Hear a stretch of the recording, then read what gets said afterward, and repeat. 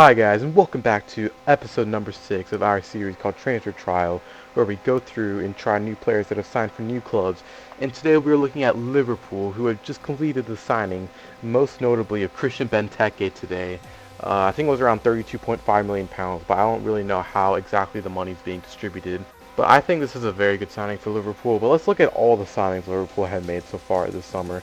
We're not going to look at all of them. I left out certain players such as Joe Gomez and Danny Ings, but we're looking at the more notable signings, I think, even though they're very good signings, but we'll look at some other signings. And the formation we're going with today is actually going to be the 3-4-2-1. Yeah, 3-4-2-1.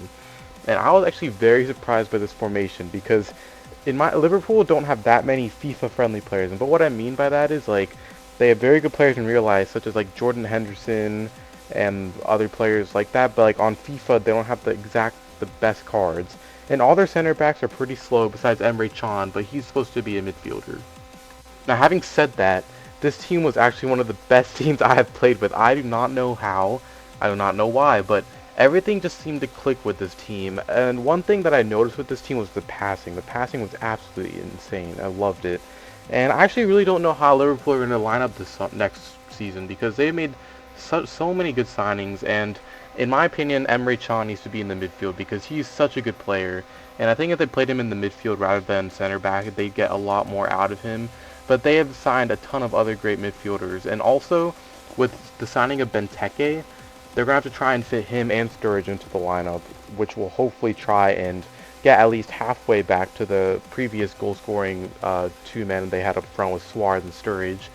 But I don't think Benteke will be able to fill in Suarez's boots, but maybe he'll get close. But as you guys can see, we added Nathaniel Klein at right mid. I'm playing this formation. If Liverpool were playing it, they have like a 5-back last year, kind of, except the outside backs push forward. So it was kind of like they attacked. So I had Nathaniel Klein at right mid, and he was actually very good. A very good signing for Liverpool, considering that Glenn Johnson decided not to extend his contract because, well, I mean, he didn't have the greatest of seasons, and he's not the greatest of player, really, but Nathaniel Klein's going to be a great signing for them. He's going to be fit into that lineup for the next couple of years. And we also threw James Milner into the midfield, and I used to not rate Milner that much, but after this season, he's probably one of the most hardworking midfielders I watch in football. He is just a great player, in my opinion, and hopefully his work rate will help cover the absence in the midfield with Gerrard gone now. But we also threw in Roberto Firmino at left forward there, and he's going to be such a great signing for them. I could imagine him and Coutinho's link-up play will be actually insane because Firmino's just a great player, and all those 77s across his stats look so good. But we also threw in Benteke up top, and I decided to show you Sturridge on bench because I played Sturridge for a lot of these games because, I mean, well, it's Sturridge. He used to not play that well for me in game, but in this team, he was just so good. He's just one of the best players on FIFA. If you guys don't know, on like the footies thing, he's actually the top goal scorer in all of foot. He is like the most goals scored, so fun fact for you. But like I said earlier, in this team, it was actually a very good team. A lot of goals were scored. If I had to say there was one best player, it'd definitely be one of the front three players in Firmino, Coutinho, and Sturridge. They were actually crazy. But I'm going to go with Coutinho just because his dribbling on the ball was very good, and he could get out in and out of spaces, and he passed it to my forwards who would then go on to score, and he had a very good long shot on him.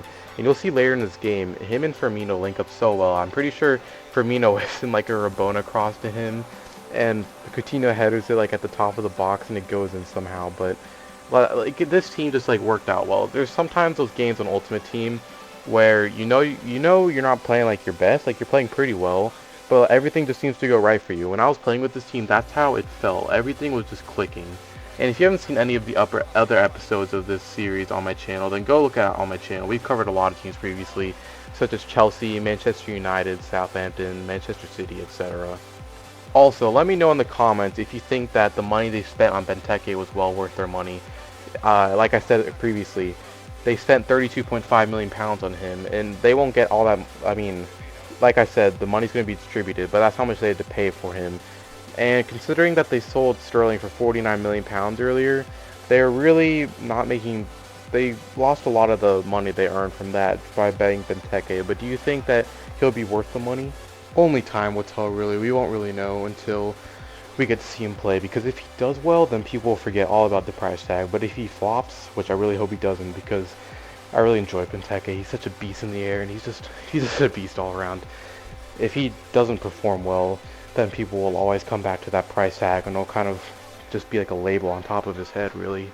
I don't know about you guys, but I think that either Liverpool or Manchester United have been the most impressive teams in the transfer window this season.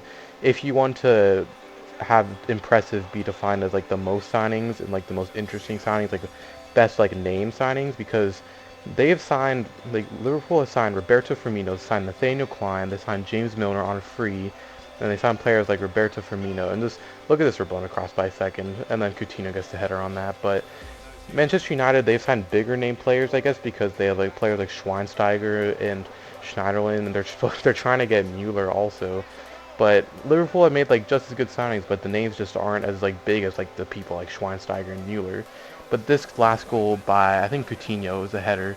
Actually Firmino. But Firmino's heading was actually really good. But that's going to bring an end to this episode of Transfer Trial. If you liked it, please drop a like, share it with your friends, subscribe if you're new, and I'll see you guys in the next episode.